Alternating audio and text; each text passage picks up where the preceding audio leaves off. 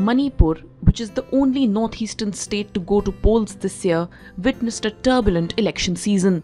The state, which has 60 assembly seats, saw elections take place in two phases. Polling for 38 seats was conducted in the first phase on February 28.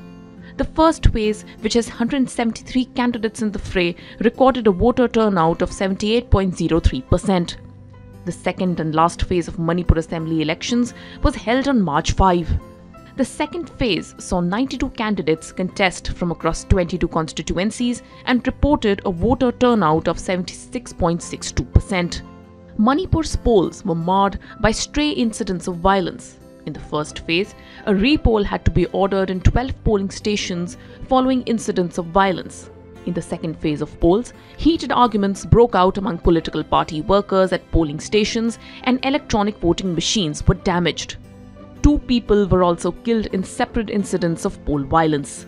In the first incident, a worker of a political party was shot at by political rivals in Thobal district hours before polling.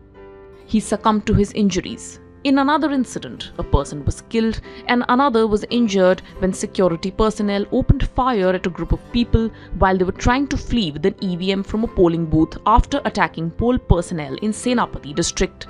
The elections in Manipur are expected to be a tight contest between the ruling BJP and the Congress. While the BJP is contesting alone, the Congress has joined hands with a few regional parties to form the Manipur Progressive Secular Alliance.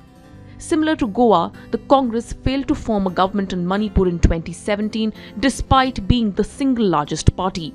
While the BJP has indicated that its current Chief Minister N. Biren Singh will retain his post if the party is re-elected to power, the Congress has refrained from projecting a CM face. Manipur has been declared a disturbed area since December 2021, and the long-standing demand to repeal the Armed Forces Special Powers Act has now become a key election issue in the state.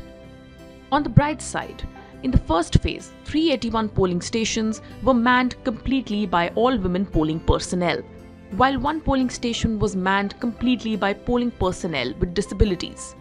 However, it remains to be seen if anti-incumbency is the mood or if the BJP still holds sway over voters in Manipur. A Federal Report.